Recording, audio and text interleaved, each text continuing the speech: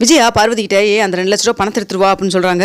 ஏன் என்னாச்சு? அதான் இங்கே வச்சிருக்க சொன்னீங்களா, அப்புறம் எதுக்கு எடுத்துட்டு வர சொல்ற அப்படின்னு சொல்லி கேட்குறாங்க. நீ எடுத்துட்டு வாவே நான் சொல்கிறேன் அப்படின்னு சொல்றாங்க. இப்போ போய் பார்வதி போய் பீரோ ஓப்பன் பண்ணி பார்க்குறாங்க. அப்போ அந்த பணத்தவே காணாம். பதட்டமாக வந்து விஜயா கிட்ட அந்த பணம் அங்கே காணா வச்ச இடத்துல இல்லையே அப்படின்னு சொல்றாங்க. என்ன விளையாடுறிய, நெருக்க போய் தேடிப்பாரு அப்படின்னு சொல்றாங்க. நான் நல்லா தேடி பார்த்துட்டேன், அங்கே பணத்தவே காணா அப்படின்னு சொல்றாங்க. எப்படி உள்ள வச்சு பீரோக்குள்ள வச்சிருந்த பணம் அதுக்குள்ள கபோர்டில் வச்சிருந்த பணம் காணாமல் போயிருக்கோம், என்ன கால் முளைச்சா நடந்து போயிருக்கோம் அப்படின்னு சொல்றாங்க. அதெல்லாம் ஒன்றும் இல்லை, நான் அங்கே தான் வச்சுட்டு அதுக்கப்புறம் நீ ஸ்டேஷனுக்கு போகிறேன்னு சொல்லி சொன்னேன். நானும் கிச்சனில் வந்து வேலை பார்த்துருந்து அதுக்கப்புறம் வீட்டுக்கு யாருமே வரலையே அப்படின்னு சொல்லி சொல்கிறாங்க. ஏன் யார் வராட்டி என்ன, அதான் வந்தாங்கல்ல மீனாவுடைய வீட்டிலேருந்து அப்படின்னு சொல்கிறாங்க. என்ன மறுபடியும் அவங்க மேலே சந்தேகப்படுறியா நீ அப்படின்னு சொல்லி கேட்குறாங்க. பின்னென்ன அவங்க அம்மா தான் வந்து என்கிட்ட மன்னிப்பு கேட்குற மாதிரி வந்தாங்கல்ல, அப்போ போய் அந்த திருட்டு பையன் மறுபடியும் போய் பீரோவில் வந்து பணத்தை திருடி பணம் இருக்கும் அப்படின்னு சொல்கிறாங்க. ஏன் விஜய் அப்படி அபாண்டமாக அவங்க மேலே பழி போடுறேன், அவங்க வந்து ஹாலிலே நின்றுட்டு உங்கள்கிட்ட பேசிட்டு அப்படியே போயிட்டாங்கல்ல அப்படின்னு சொல்லி சொல்கிறாங்க.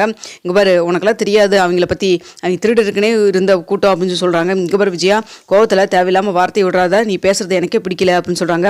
என்ன நீ அந்த பூக்கட்டுறவளுக்கு சப்போர்ட் பண்றியா அப்படின்னு சொல்லி கேட்குறாங்க. இங்க பாரு, நான் யாருக்கும் சப்போர்ட் எல்லாம் பண்ணல, ஆனால் இங்கே நடக்கிறதெல்லாம் பார்த்து நான் நடக்கிறதெல்லாம் தெரிஞ்சுட்டு தானே சொல்கிறேன். கண்டிப்பாக அந்த பையன் எடுத்துருக்கவே மாட்டான் அப்படின்னு சொல்கிறாங்க. அப்போ அந்த பணம் காணாமல் போச்சுன்னா அப்போ அந்த பணத்தை நீ எடுத்தியா அப்படின்னு சொல்கிறாங்க. என்ன கூடவே இருந்து என்னையே இப்படி பேசுறியா நீ அப்படின்னு சொல்லி சொல்கிறாங்க. பின்ன என்ன, நான் தான் அந்த பூக்கட்டுறவங்க குடும்பமே வந்துச்சுல்ல, அதில் யாரோ ஒருத்தவங்க தான் கை வச்சிருப்பாங்க அப்படின்னு சொல்லி பேசுகிறாங்க. இங்கே பாரு, நீ தேவையில்லாமல் பிரச்சனையை பெருசு பண்ணிட்டு இருக்கிற, அந்த பையனே திருந்தி வாழணும்னு சொல்லி அவ்வளோ தூரம் பேசிட்டு பண்ணிட்டு அது மட்டும் இல்லாமல் மன்னிப்பு கேட்டு போகிறான், அவங்க மேலே நீ மறுபடியும் அபாண்டமாக பழி போடாத அப்படின்னு சொல்லி சொல்கிறாங்க. இதெல்லாம் நீ உங்கள்கிட்ட எல்லாம் பேசிட்டு இருக்கிற எனக்கு டைம் இல்லை அப்படின்னு சொல்லிட்டு டக்குன்னு மீனாவுக்கு கால் பண்ணுறாங்க. கால் பண்ணி எங்கே அந்த 2 லட்ச ரூபா பணம் அப்படின்னு சொல்லி கேட்குறாங்க. எந்த பணம், எங்கிட்ட எதுக்கு வந்து கேட்குறீங்க அப்படின்னு சொல்லி கேட்குறாங்க. அந்த பார்வதி வீட்டில் நான் 2 லட்ச ரூபா பணம் வச்சிருந்தோம், அந்த பணத்தை காணா பீரோவில், உங்கள் வீட்டில் இருந்து எல்லாம் வந்துட்டு போனதுக்கப்புறம் தான் பணத்தை காணா, நீங்கள் தானே திருடி இருக்கீங்க குடும்பமாக வந்து அப்படின்னு சொல்லி சொல்கிறாங்க. இதை பக்கத்துலேயே முத்துவும் கேட்குறாங்க. என்னாச்சு அப்படின்னு சொல்லிட்டு ஃபோனை வாங்கி பேசுகிறாங்க. அப்போ விஜய் அப்படி சொல்கிறதெல்லாம் கேட்டு உங்களுக்கெல்லாம் புத்தியே வராதா, ஒருத்தன் திருடிட்டான் ஒருத்தன் தப்பு பண்ணிட்டானா திரும்ப திரும்ப அவன் பண்ணுவான்னு நினச்சிட்டே இருக்கிறீங்களா, உங்கள் பணத்தை காணானா அந்த வீட்டில் நீங்கள் மறுபடியும் திரும்ப ஒழுங்காக தேடி பாருங்க, அதை விட்டுட்டு எங்கள் மேலே பழி போடுற வேலையை வச்சுக்காதீங்க அப்படின்னு சொல்லி சொல்கிறாங்க. வச்சுட்டு சொல்லிட்டு ஃபோனையும் கட் பண்ணிடுறாங்க. அதுக்கப்புறம் விஜய் அங்கே பாரு வந்து முத்துவும் சேர்ந்துட்டு என்னை வந்து எப்படி பேசுகிறான் பாரு அப்படின்னு சொல்கிறாங்க. பின்ன என்ன விஜயா, நீ போய் ஒழுங்காக நொறுக்க வேணா தேடி பாரு, வா போய் தேடி பார்க்கலாம் அப்படின்னு சொல்லிட்டு போய் பார்வதியும் விஜயாவும் தேடி பார்க்குறாங்க. அப்போ பணம் அங்கேயே தான் இருக்குது. இதை பார்த்துட்டு பார்வதி நீ பண்ண வேலைனாலும் இங்கே பாரு தேவையில்லாமல் இப்போ ஃபோன் பண்ணி அவங்ககிட்ட சொல்ல வேண்டியதாக போச்சு, இப்போ அந்த 2 லட்ச ரூபா பணம் எப்படி வந்துச்சுன்னு சொல்லி கேட்டால் நான் என்ன பண்ண முடியும் அப்படின்னு சொல்கிறாங்க. அப்போது அங்கே பேசிட்டு இருந்ததை கரெக்டாக அண்ணாமலையும் கூட தான் இருக்காங்க. என்னடா அப்படின்னு சொல்லி கேட்குறாங்க. இல்லைப்பா ஏதோ 2 லட்ச ரூபா பணத்தை காணாமம்மா அப்படின்னு சொல்லி பேசிட்டு இருக்கிறாங்க அப்படின்னு சொல்லி சொல்கிறாங்க. இவருக்கு எப்படி 2 லட்ச ரூபா பணம் வந்துச்சு அப்படின்னு சொல்லி கேட்குறாங்க. அதப்போ எனக்கும் ஒன்றும் தெரியல அப்படின்னு சொல்லி சொல்கிறாங்க.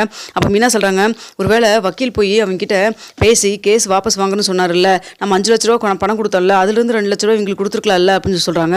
ஆமாம் மீனா, நீ கரெக்டான பாயிண்ட்டை பிடிச்ச, அதானே பார்த்தேன் எங்கள் அம்மாவது எப்படி கேஸை வாபஸ் வாங்குறதாவது அப்படின்னு சொல்லி நான் யோசிச்சுட்டு இருந்தேன் அப்படின்னு சொல்கிறப்ப அப்போ அண்ணாமலை சொல்கிறாங்க, பார்த்தியடா பெத்த பையன்கிட்டயே கேஸ் வாபஸ் வாங்குறதுக்கு பெத்த பையன்கிட்ட இருந்தே 2 லட்ச ரூபாய் வாங்குறா, அவளை எல்லாம் என்ன சொல்கிறேன்னு தெரியல, இந்த லட்சத்தில் என்னை வேற போய் அவளை வீட்டுக்கு கூட்டிகிட்டு வாங்கன்னு வேறு சொல்கிறேன், அவளை என்னைக்கு திருந்தவும் மாட்டா, வாங்கி இருக்கட்டும் அப்படின்னு சொல்லிட்டு இருக்கிறாங்க. ஆமாம் அந்த பணத்தை யாரும் வந்து திருடி இருப்பாங்க அப்படின்னு சொல்கிறாங்க. அப்பா அவங்க ஒழுங்காக பார்த்துருக்க மாட்டாங்கப்பா, அங்கே வச்சிருந்த பீரோவிலே தான் போய் இருக்கும், நீங்கள் வேணால் ஃபோன் பண்ணி கேளுங்க அப்படின்னு சொல்கிறாங்க. ஏண்டா நான் உங்கள்கிட்ட தான் செலவுக்கு அந்த வக்கீல் கொடுக்குறக்க நான் தான் அந்த பணத்தை கொடுத்தேன், இப்போ அவளுக்கிட்ட தான் அந்த பணம் இருக்குது, என் பணத்தையே காணாமன்னு சொல்லிட்டு அவகிட்டே போய் கேட்க சொல்கிறேன், அவள் என்னமோ பண்ணிட்டு போகிறா விட்டுருங்கடா அப்படின்னு சொல்லிட்டு இருக்கிறாங்க. அடுத்ததாக இதெல்லாத்தையும் கட்ட ரோஹினியும் கேட்குறாங்க. ரோஹினி யோசிக்கிறாங்க, அப்போ ஆன்ட்டி இந்த 2 லட்ச ரூபா பணத்தை வாங்கிட்டு தான் கேஸை வாபஸ் வாங்கியிருக்காங்களா, அதானே பார்த்தா எந்த ஒரு யூஸ் இல்லாமல் அவங்க பண்ண மாட்டாங்களே, அவங்ககிட்ட அவங்களுக்கு என்ன பணம் புடவை இது மாதிரிலாம் எடுத்து கொடுத்தா அவங்களை சரி பண்ணிடலாம் போல இருக்குது, நாளைக்கே என்னை பற்றின எல்லா விஷயமும் தெரிஞ்சிச்சுன்னா அவங்ககிட்ட பணத்தை கொடுத்தோம்னா சரி கட்டிடலாம் போல இருக்குது, ஆனால் அதுக்கு முன்னாடி நான் பணத்தை சம்பாரிச்சு கையில் கொஞ்சம் நிறைய ஒரு 10 லட்ச ரூபாயாவது சேர்த்து வைக்கணும், எங்கே இந்த பிஏ பிரச்சனை வேற ஒரு பக்கம் பத்தாதுக்கு ஏதாவது ஒரு செலவு மேலே செலவு வந்துட்டே இருக்குது, எப்படியாவது பணம் சேர்த்து வைக்கணும் அப்படின்னு சொல்லி யோசிச்சுட்டு இருக்கிறாங்க. அடுத்ததாக கரெக்டாக அப்போ சிட்டியும் கால் பண்ணுறாங்க. இவனுக்கு வேறு 2 லட்ச ரூபா கொடுக்கணுமே அப்படின்னு சொல்லிட்டு, என்ன மேடம் பணம் கேட்டேன் கொடுக்கவே இல்லை, நீங்கள் கொடுக்கல எனக்கு ஒன்றும் பிரச்சனையே கிடையாது, அவன் ரொம்ப சீரியஸாக இருக்குன்னு சொல்லிட்டு இப்போ தான் நரசமாக வந்துட்டு ட்ரிப்ஸ் போட்டு சொல்லிட்டு போகிறாங்க, நீங்கள் பணம் கொடுக்குறீங்களா இல்லை நான் போய் போலீஸ் ஸ்டேஷனில் போய் கம்ப்ளைண்ட் கொடுக்கட்டுமா, உயிர் போகிறதுக்கு முன்னாடி நான் போய் உங்கள் மேலே கம்ப்ளைண்ட் கொடுத்துட்டுன்னு வச்சுக்க எனக்கு பிரச்சனை கிடையாது, உயிர் போனதுக்கப்புறம் அப்புறம் கடைசியில் அந்த கேஸு கோர்ட்டுன்னு சொல்லிட்டு நானும் அலைய வேண்டியதாக இருக்கும், ஆனால் ஒன்றும் பிரச்சனை இல்லை உங்களை கை காமிச்சிட்டு நான் போயிட்டே இருப்பேன் அப்படின்னு சொல்கிறாங்க. என்ன சிட்டி மிரட்டுறீங்களா அப்படின்னு சொல்லி கேட்குறாங்க. நான் எதுக்குங்க மேடம் மிரட்ட போகிறேன், நீங்கள் இருக்கிற உண்மையை தான் நான் சொல்லிட்டு இருக்கிறேன், உங்களுக்கு தான் சீரியஸ்னஸ் புரியாமல் நீங்கள் ரொம்ப டிலே பண்ணிட்டு இருக்கீங்க, என்னால் இதுக்கு மேலே ஒன்றும் பண்ண முடியாது, பார்த்துக்குங்க, சீக்கிரமாக எவ்வளோ சீக்கிரம் கொண்டு போய் நம்ம ஹாஸ்பிட்டல் அட்மிட் பண்ணுறோமோ அவ்வளோ சீக்கிரம் நல்லது அப்படின்னு சொல்லிட்டு இருக்கிறாங்க. அப்போ கரெக்டாக ஃபோனை வச்சுட்டு ரோஹினி யோசிக்கிறாங்க, ஆன்ட்டி கிட்ட தான் இந்த 2 லட்ச ரூபா பணம் இருக்குல்ல, எப்படியாவது வாங்க முடியுமா, ஆனால் அவங்ககிட்ட என்ன ஏதுன்னு நம்ம சொல்ல முடியும் அப்படின்னு சொல்லி கேட்குறாங்க. சரி ஏதாவது ஒன்று சொல்லி சமாளிப்போம் அப்படின்னு சொல்லிட்டு மறுபடியும் விஜயா பார்க்கறதுக்காக ரோஹினி அங்கே போகிறாங்க. போயிட்டு ஆன்ட்டி எனக்கு கொஞ்சம் பணம் தேவைப்படுது, உங்கள்கிட்ட ஏதாவது பணம் இருக்குமா அப்படின்னு சொல்லி கேட்குறாங்க. என்கிட்டயாம்மா என்கிட்டலாம் எதுவும் கிடையாது அப்படின்னு சொல்லி சொல்கிறாங்க. அப்போ ரோஹினி யோசிக்கிறாங்க, பணத்தை வச்சுக்கிட்டே இல்லைன்னு வேறு சொல்லிட்டு இருக்கிறாங்க பாரு.